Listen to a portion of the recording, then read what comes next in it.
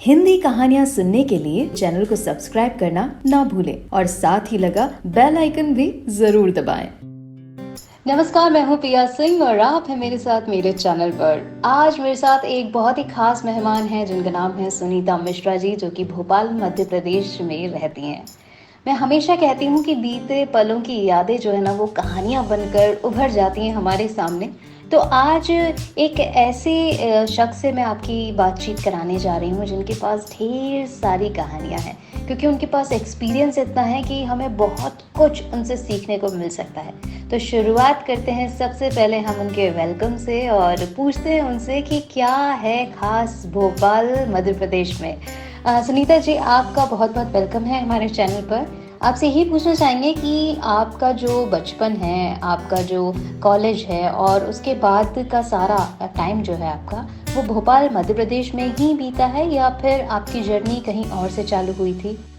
नमस्कार प्रिया जी और सभी श्रोताओं को नमस्कार। जैसा कि आपने पूछा है, मेरा बचपन भोपाल में ही बीता है और एजुकेशन भी भोपाल की ही रही है। वैसे तो हम यूपी के हैं, पर एजुकेशन भी भोपाल की, बचपन भी भोपाल का और जॉब ग्वालियर में किया है और इस समय हैदराबाद में है अपने बेटे के पास। भोपाल बहुत सुंदर सिटी है, बहुत खूबसूरत है। हमने बहुत सारे मज़े वहाँ पर किए। बचपन के दिन जो बीते हैं वहाँ पे, बचपन के, कॉलेज के और स्कूल के, भूलना बहुत मुश्किल है। बिल्कुल सही कहा सुनीता जी आपने कि जहाँ हमारा बचपन बीतता है और हम कॉलेज जहाँ पर जाते हैं, वो दिन और वो जगह ना कभी नहीं भूल सकते। तो जगह की बात आई है तो मैं आपसे पूछना चाहूँगी, क्योंकि आप भोपाल से ही हैं, कौन सी आपकी फेवरेट प्लेस है भोपाल में जहाँ आप जाना बेहद पसंद करती हैं? हो सकता है आप स्कूल के टाइम में, कॉलेज के टाइम में और आफ्टर मैरिज भी आप वहाँ पर जाना बहुत पसंद करती हों। तो हम भी जानना चाहेंगे आपकी फेवरेट प्लेस के बारे में। जी प्रिया जी, दरअसल भोपाल तो बहुत सुंदर है और सारी प्लेसेस वहाँ पे बेहद खूबसूरत हैं। तो कोई एक का नाम लेना तो मुश्किल है, लेकिन जहाँ हम लोग रहते थे, साउथ टीटी नगर, गवर्नमेंट क्वार्टर्स बने हुए थे, वो बेहद खूबसूरत जगह थी और हमें बहुत प्यारी लगती थी, क्योंकि हम वहाँ पे खेल कूद के ही बड़े हुए हैं। वैसे वहाँ पे बहुत सारे भोपाल में पार्क हैं, बहुत सारे म्यूज़ियम्स हैं, देखने लायक जगह है वहाँ पे बहुत सी। तो पर हमें तो अपना भाई टीटी नगर ही बहुत खूबसूरत लगता था। सुनीता जी, जब बचपन की याद हम ताज़ा कर ही रहे हैं, तो फिर बचपन के बारे में ढेर सारी बातें ना हो तो फिर ये गलत होगा। तो बताइए ना कुछ आपके उस पलों के बारे में जो आप याद करते हैं आज भी और कहते हैं कि अरे वापस वहीं चलते हैं ना, ये सारी चीज़ों को छोड़ छाड़ कर। तो कौन से पल थे वो आपके जो बेहद दिल के करीब हैं आपके बचपन की यादों में? बिल्कुल प्रिया जी, दरअसल स्कूल की यादें तो बहुत, सभी को, मेरे ख्याल से स्कूल की याद को भूलना बहुत मुश्किल है। तो बचपन की यादों में लें तो एक तो उस समय हम 11th में पढ़ा करते थे। स्कूल में हमारे एनुअल फंक्शन था। हमने एक नाटक तैयार किया था, दीपदान, राम कुमार वर्मा जी की प्रसिद्ध एकांकी है। मैंने उसमें पन्ना का रोल किया था और निर्देशन दिया था हिंदी की टीचर हमारी विभा देवसरे जी ने। विभा दीदी हरिकृष्ण देवसरे, जो कि बाल साहित्य के जाने माने हस्ताक्षर हैं, उनकी पत्नी है। मुख्य अतिथि आए थे प्रोग्राम में डॉक्टर शंकर दयाल शर्मा जी, जो उस समय एजुकेशन मिनिस्टर थे। ओहो, कितना डर लग रहा था स्टेज में जाने में, कहीं डायलॉग ना भूल जाएं, कहीं कुछ गलत ना हो जाए। ज़्यादा उम्र तो थी नहीं और पन्ना का जैसे गंभीर रोल, लेकिन ऐसा हुआ नहीं। जैसे ही नाटक खत्म हुआ, पूरा हॉल तालियों से गूंज गया। आपको क्या बताएं प्रिया जी, आज भी उन तालियों की आवाज़ कानों में गूंज जाती है। और जब सहेलियों ने बताया कि भाई दर्शक तो बहुत रो रहे थे तुम्हारा ड्रामा देख के, अब हम बताएं कि हमने तो ग्लिसरीन के आंसू लगाए थे और ग्लिसरीन के आंसू बहा रहे थे। जब मंच पर प्राइज लेने गए तो मंत्री जी ने कहा कि अच्छा हुआ आज यहाँ कोई फिल्म का डायरेक्टर नहीं आया। कॉम्प्लीमेंट था मेरे लिए ये बहुत बड़ा, सच बताएं आपको। आप जब ये चीज़ बता रही हैं ना सुनीता जी, तो मेरे सामने एक चलचित्र चल रहा है और ऐसा लग रहा है कि सच में आपने किस तरह से प्राइज़ लिया होगा और जो सर हैं उन्होंने किस तरह से आपको एक कॉम्प्लीमेंट दिया होगा। Oh my God! मतलब सच में ऐसे छोटे-छोटे मोमेंट्स होते हैं ना, वो लाइफ में हमेशा याद रह जाते हैं। तो यही मैं आपसे पूछना चाहती हूँ आगे कि जिस तरह से यहाँ पर तालियों की गूंज आप बटोर रही थी, वैसे ही आगे चलकर आपकी जो कॉलेज लाइफ थी उसमें भी कुछ ऐसा ही हुआ? आपने मतलब मंच संभाला, आगे आपने सांस्कृतिक कार्यक्रमों में भाग लिया? बिल्कुल, कॉलेज में भी मैंने पार्टिसिपेट किया, बहुत सारे प्रोग्राम्स में, नाटक किए, कविता की और डिबेट में पार्टिसिपेट किया और बहुत फेमस रही। वहाँ पे भी मैंने अपना नाम रोशन किया। लेकिन अभी भी मुझे ऐसा लगता है कि जो बात 11th क्लास में स्कूल के समय थी वो बात नहीं मिली, क्योंकि कॉलेज बहुत बड़ा है और वहाँ पे कंपटीशन भी बहुत ज़्यादा रहता है। बहुत अच्छे लोग थे, फिर भी मैं पीछे नहीं रही, बराबर पार्टिसिपेट करती रही और कॉलेज को एंजॉय भी करते रहे। पढ़ाई में भी हम अच्छे थे, तो अपने प्रोफेसर्स के प्रिय भी थे। सुनीता जी, ये बहुत ही अच्छी बात है कि हम लाइफ में कुछ ना कुछ ऐसा करते रहें कि लाइफ ना बहुत अच्छे से बीतती रहे। एकदम बैठ नहीं जाएं कि नहीं कुछ नहीं करना है, बैठे रहो, सिर्फ पढ़ाई करनी है। सांस्कृतिक कार्यक्रम हमें एक नई ऊर्जा से भर देते हैं, शायद आप इसे मानती होंगी। मैं आपसे ये भी पूछना चाहती हूँ कि जैसे बचपन में जब हम स्कूल में होते हैं तब हमारे सपने होते हैं कुछ कि हमें बड़े होकर ये बनना है, ऐसे बनेंगे, डॉक्टर, इंजीनियर, आर्किटेक्ट। तो क्या थे आपके सपने और क्या उन्हें आपने साकार किया? पिया जी, बिल्कुल सही कहा आपने। बचपन में सपने सभी देखते हैं और बहुत ऊंचाइयों के देखते हैं। ये बन जाएंगे, डॉक्टर बनेंगे, कभी लगता नहीं नहीं इंजीनियर बनना चाहिए, कभी लगता है कि नहीं हम तो साहित्यकार बनेंगे। किताबें बहुत पढ़ती थी मैं, तो मुझे साहित्य बचपन से ही बहुत प्रिय था। लेकिन सपने देखना अलग बात है, ज़िंदगी भी अलग बात है। ज़िंदगी के अपने अलग फ़लसफ़े होते हैं। जहाँ तक हम कैरियर के बारे में लें कि हमें क्या बनना है, तो कभी तो कैरियर को चुनना पड़ता है और कहीं कहीं पे कैरियर हमें चुन लेता है, और जब हमें चुन लेता है तो हमें स्वीकार कर लेना पड़ता है।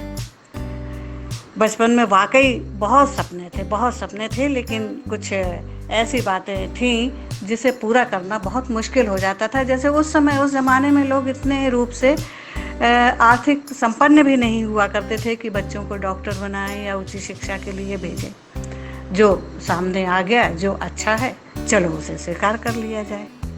तो बस किताबों में मेरी बहुत रुचि थी और वही मैंने अपना कैरियर आगे उसी में ही समझ लीजिए बढ़ा लिया। तो फिर आपने अपना करियर कैसे चुना? मतलब आपको कोई कठिनाई आई कि आप करना कुछ और चाहते थे और बने कुछ और, तो ये सब कैसे पॉसिबल हुआ? ऐसा है प्रिया जी कि मैंने मनोविज्ञान में एमए किया और उसी समय वैकेंसीज निकली साइकोलॉजी की, तो अच्छे नंबर थे मेरे, फर्स्ट क्लास थी, तो मेरा appointment as a psychology lecturer हो गया था +2 स्कूल में। तो ज़्यादा परेशानी मुझे नहीं पड़ी कि बहुत भटकना पड़ा हो नौकरी के लिए या परेशान होना पड़ा। हाँ, मैं ये बता दूँ आपको कि जहाँ तक मेरी साहित्य में रुचि थी, मैं अपने स्कूल की मैगज़ीन के लिए, कॉलेज की मैगज़ीन के लिए और यहाँ तक कि जब मैं लेक्चरर बनी तो वहाँ पे भी अपने स्कूल की मैगज़ीन की मैं संपादक थी और प्रिंसिपल रही, तब भी मैं बराबर अपनी मैगज़ीन के लिए लिखती रही। मैम, जैसा कि आपने हमें बताया कि आप प्रिंसिपल रह चुके हैं, तो आपसे ये प्रश्न करना तो बहुत बहुत ज़रूरी है कि पहले के ज़माने की जो पढ़ाई थी, लाइक हम जब पढ़ते थे, छोटे थे, 2000 से पहले ही ले लीजिए, तो वो टाइम की जो पढ़ाई थी वो बहुत अलग थी और आज के टाइम में कंपटीशन इतना ज़्यादा है। ये चेंजेस कैसे हैं मैम, ये बताइए। आपने जो पूछा प्रिया जी कि वाकई कंपटीशन अब बहुत ज़्यादा है। पहले इतना कंपटीशन नहीं था, इतनी ब्रांचेस भी नहीं थी, इतनी चॉइस भी नहीं थी। ज़्यादा से ज़्यादा लड़कियां एजुकेशन में चली जाती थी, टीचर बन जाती थी, प्रिंसिपल बन जाती थी, या फिर किसी ऑफिस में लग जाती थी, और यही हाल लड़कों का भी था। लेकिन जहाँ तक पढ़ाई का सवाल है, उस समय भी जो टीचर्स हुआ करते थे बहुत डिवोटी होते थे। वो चाहते थे कि उनका छात्र बहुत ऊंचाइयों को छुए, बहुत ऊंचाइयों पर जाए, ये उन लोगों की बिल्कुल। और बच्चों के साथ ये मेहनत भी करते थे सारे टीचर्स। मैं आपको एक बात तो बता दूं, सहृदय कवि, ओजस्वी वक्ता, सरल मना जो हमारे भूतपूर्व प्रधानमंत्री थे, उन्होंने मेरे स्कूल में ही शिक्षा प्राप्त की थी, श्री अटल बिहारी वाजपेयी जी। मैम, जो आपने बताया ये तो बहुत सौभाग्य की बात है कि इतने मेधावी छात्र इस स्कूल से निकले हैं। और मैं शायद ये सोचती हूँ कि अगर छात्र में लगन है और उसे सही टीचर मिल जाए तो फिर उसका जीवन सफल है। और अगर टीचर थोड़ा बहुत भी अपने छात्र को इधर उधर भटका दे तो फिर आगे कुछ नहीं कह सकते उसके भविष्य का। तो सब कुछ टीचर पर डिपेंड करता है, क्योंकि सबसे मतलब कहते हैं सेकंड नंबर पे गुरु, सबसे पहले माँ होती है जो बचपन में हमें सब कुछ सिखाती है। उसके बाद सिर्फ टीचर होते हैं जो हमें आगे सब कुछ अच्छा क्या है बुरा क्या है उसकी समझ देते हैं। तो ये आपने बहुत ही अच्छी बात कही। साथ ही एक बात मैं आपसे पूछना चाहूँगी कि कॉलेज में कैसा था आपका नेचर? मतलब आप बहुत इंट्रोवर्ट थे, आउटरोवर्ट थे, बंक किया है कभी क्लास, या कोई ऐसी शैतानी कॉलेज में की हो जो आज तक याद है आपको? बिल्कुल। पहले तो मैं ये बता दूं कि छात्रों को, जो टीचर होते हैं वो छात्रों के भविष्य के निर्माता ही होते हैं। और वाकई मैं भी टीचर ही रही हूँ, लेक्चरर और प्राचार्य के साथ साथ टीचर ही मानी जाऊँगी। तो मुझे हमेशा ये उम्मीद रहती थी कि मेरे बच्चे, मेरे छात्र बहुत अच्छे निकले, ना बने इंजीनियर, डॉक्टर, ना बने साइंटिस्ट, ना बने ऊंची पोस्ट पे जाएं, पर एक इंसान, अच्छे इंसान जरूर बने। और मैं बच्चों से बराबर ये बात कहती थी। अब रही आपने कॉलेज की बात पूछी, तो वाकई कॉलेज भी हमारे बड़े मस्त थे। मैं थोड़ी इंट्रोवर्ट थी और थोड़ी शैतान भी थी। हम 3 दोस्त थे जो स्कूल से लेके कॉलेज तक चले और आज तक हैं। मेरी मित्र प्रमीला, किरण और मैंने एक कहानी भी लिखी है इन पे, दोस्ती, और वो कहानी मैगजीन में, समाचार पत्रों में बराबर छपी है। तो अब मैं आपको बता दूं कॉलेज की भी एक बात, कि बंक तो बहुत मारते थे। और ये समझिए कि हमारा कॉलेज और घर 10 किलोमीटर दूर था, पैसे जेब में रहते नहीं थे, तो पैदल पैदल अपने घर चले जाया करते थे कॉलेज से। कॉलेज हमारा झीलों की नगरी, बहुत ही खूबसूरत, मैं बता नहीं सकती आपको, तालाब के किनारे बसा हुआ, बेहद खूबसूरत था। तो हुआ यूँ, एक बार की याद है हमें कि कॉलेज में कैंटीन थी और पैसों की तो किल्लत थी ही हम लोगों को। तो मेरी फ्रेंड जो किरण थी, उसको रोज़ के 4 आने मिला करते थे खर्च करने के लिए, और हम दोनों दोस्त जो थे वो फक्कड़ थे बिल्कुल। तो उस समय समोसा 4 आने का एक आता था। ठीक है भाई, तो कॉलेज की कैंटीन में जाके हम तीनों उसके 4 आने से समोसा एक लेते थे, प्लेट में रखते थे, और ढेर सी चटनी, पूरी प्लेट भर के चटनी लेते थे, मज़े तक खाते थे। अच्छा, चटनी उस समय उस कैंटीन में 2 बार मिल जाती थी आपको, कोई रिस्ट्रिक्शन नहीं था, आप 2 बार चटनी लीजिए। 2 बार चटनी भरते थे और एक समोसा तीनों मिलके खूब खाते थे। ओहो, क्या स्वाद रहता था, क्या मज़ा आता था। उन समोसों का भी अपना एक मज़ा था।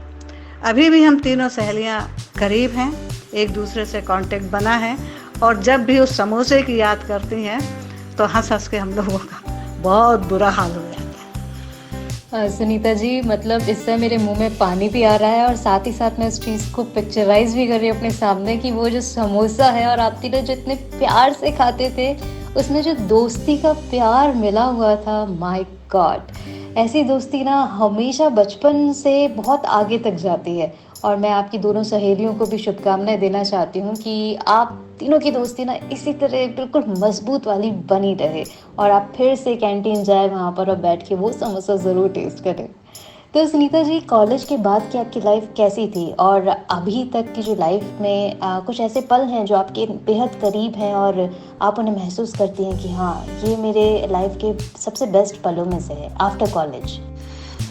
सबसे पहले तो धन्यवाद हमारी दोस्ती के लिए, आपने जो इतने अच्छे शब्द दिए, बहुत अच्छा लगा। मैंने बताया कि जॉब तो मेरा ग्वालियर लगा था और 40 साल मैंने ग्वालियर में ही जॉब के साथ बिताए हैं।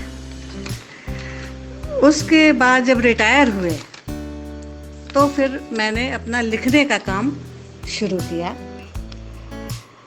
मैरिज तो पहले ही हो गई थी मेरी बता दूं, मैं इंटरकास्ट मैरिज है, मेरे हस्बैंड महाराष्ट्रियन हैं।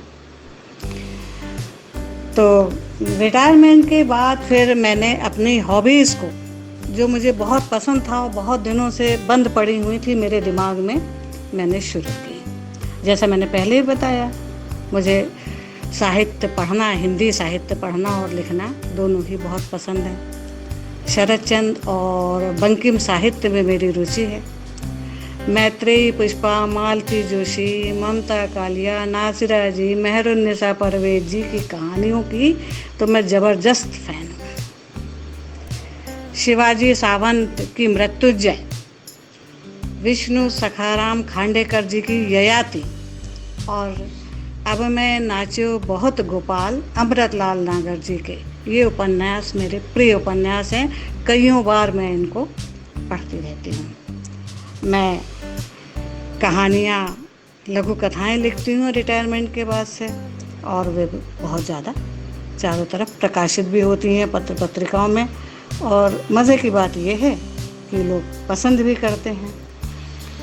अब जिक्र कर ही लेते हैं आपके बेटर हाफ के बारे में। सर के बारे में प्लीज़ हमें कुछ बताइए ना। जैसा कि आपने कहा आपकी इंटरकास्ट मैरिज हुई है, तो ये अरेंज मैरिज थी या फिर लव मैरिज थी, इसके बारे में हम जानना चाहेंगे। अरेंज का तो प्रश्न ही नहीं उठता। मेरे हस्बैंड श्रीकांत गुजर महाराष्ट्रियन हैं और बहुत सरल, बहुत सीधे और बहुत अच्छे व्यक्ति हैं। हमारी शादी को 45 इयर्स हो गए हैं और इतने सालों में हम लोग बहुत अच्छी तरह से अपनी गृहस्थी को चला रहे हैं। 2 बेटे हैं, एक इंजीनियर है और एक डॉक्टर है। उनके भी बच्चे हैं, लड़कियां हैं, मेरी ग्रैंड डॉटर्स 3 हैं और बहुत मस्त हैं, बहुत प्यारी हैं। अब आपने पतिदेव के बारे में पूछा तो मैंने बताया कि बहुत सरल, बहुत सीधे हैं, किचन में भी हेल्प करते हैं, मुझे आगे बढ़ाने में हमेशा आगे रहते हैं। वो ज़रा भी मैं कहीं घबराती हूँ या डरती हूँ तो वो बिल्कुल मेरा साथ देते हैं कि डरना नहीं है, तुम्हें आगे बढ़ना है, तुम जो कर रही हो सही कर रही हो, सही बोल रही हो, सही लिख रही हो। तो मैम प्लीज़ हमें बताइए ना कि सर से आप कहाँ मिले थे पहली बार, और ये जो प्रेम कहानी है कैसे आगे बढ़ी?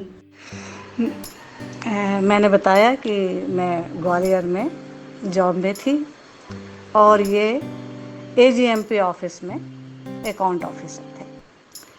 तो इन्हें भी हिंदी साहित्य का बहुत शौक है, तो ये बहुत सारी बुक्स मुझे ला के दिया करते थे। कभी बंकिम चंद्र की, कभी शरद चंद्र की, और भी उपन्यास। बस ये समझ लीजिए यहीं से हमारी दोस्ती शुरू हुई और बस फिर उसके बाद हमने तय किया कि हमें मैरिज कर लेनी चाहिए और शायद हमारा नेचर एक दूसरे से इतना मिलता है तो हमारी पट जाएगी। और वाकई पट गई वाकई पट गई। मेरे ससुराल वाले भी बहुत अच्छे हैं। मैं बताऊं आपको, महाराष्ट्रियंस लोग बहुत सीधे और सरल होते हैं। इनके पास ज़्यादा मतलब इनसे ये कहिए आप अच्छे से अपना एडजस्टमेंट कर सकते हैं। तो मेरी ससुराल, मेरे घर के लोग, सास ससुर जेठ वगैरह सब लोग बहुत प्यारे थे। सब ने मुझे बहुत सहयोग दिया और अभी भी देते हैं। ये तो बहुत बहुत अच्छी बात है कि आपके जो इन-लॉज़ है वो बहुत ज़्यादा सपोर्टिव नेचर के हैं, क्योंकि कई बार देखने को मिलता है कि मतलब बात नहीं बन पाती है, हमें बहुत सारी चीज़ों के लिए सेक्रीफाइस करना पड़ता है। हमें जो दूसरा घर है वो समझ ही नहीं पाता है। कभी भी हमें माँ और पापा जो हमारे होते हैं उनके जैसा प्यार सामने से मिल ही नहीं पाता, और फिर हम कहीं ना कहीं दब के रह जाते हैं कि चलो ठीक है, कोई बात नहीं, निभाना तो है। लेकिन ये बहुत खुशी की बात है कि आपको बहुत प्यारा परिवार मिला और इतने प्यारे सर मिले। मैम, जैसा कि मैं जान पा रही हूँ, आप एक टीचर भी रह चुकी हैं, आप प्रिंसिपल भी रह चुकी हैं। तो आपसे ये प्रश्न करना बहुत ज़्यादा ज़रूरी है कि आजकल के बच्चों के लिए माता-पिता बहुत ज़्यादा फ़ोर्स डालते हैं, पढ़ाई करो, पढ़ाई करो। हमेशा 24 घंटे कंपेयर करते रहते हैं दूसरे बच्चों के साथ अपने बच्चों को कि देखो वो कितना पढ़ रहा है, तुम्हें ये बनना ही बनना है। तो आप उन्हें क्या मैसेज देना चाहती हैं? क्योंकि बच्चे बहुत फ्रस्ट्रेट हो जाते हैं, वो ज़बरदस्ती फ़ोर्स में आके पढ़ाई तो करते हैं, लेकिन वो पढ़ाई करना ही नहीं चाहते हैं, उनके समझ ही नहीं आती है, फिर भी ज़बरदस्ती उन पर लादा जाता है। तो प्लीज़ आप उनके लिए कोई ऐसा मैसेज दीजिए जो कि पेरेंट्स के लिए भी ज़रूरी हो और स्टूडेंट्स के लिए भी बहुत ज़रूरी हो। बिल्कुल प्रिया जी, दरअसल माँ बाप जो अपने जीवन में नहीं कर पाते हैं या जो उनकी इच्छाएं समझ लीजिए अधूरी सी रहती हैं, वो अपने बच्चों के माध्यम से पूरी करना चाहते हैं। लेकिन कभी कभी पेरेंट्स की जो विश रहती है वो इतनी ऊंची रहती है विशेष कि बच्चा उसको नहीं सह पाता। तो मेरा तो विचार ये है कि हमें पहले ये देखना चाहिए कि हमारा बच्चा क्या चाहता है, उसका IQ क्या है, वो क्या करना चाहता है, इंटरेस्ट उसका क्या है। उसको देखकर ही हमें बच्चे को आगे बढ़ाना चाहिए, ना कि उस पर हम ये प्रेशर डालें कि भाई तुम्हें डॉक्टर ही बनना है, साइंटिस्ट ही बनना है, इंजीनियर ही बनना है। या सामने का बच्चा जो है वो टॉप कर गया, तुम तो पीछे रह गए। कंपेयर भी नहीं करना चाहिए कभी। हर बच्चे का IQ अलग होता है, हर बच्चे की अपनी विशेषताएं अलग होती हैं, हर बच्चा अलग होता है, उसकी पर्सनैलिटी अलग होती है। तो कंपेयर करना तो बहुत ही गलत बात है। जो है सो है, इसे मानकर ही हमें अपने बच्चों को तैयार करना चाहिए।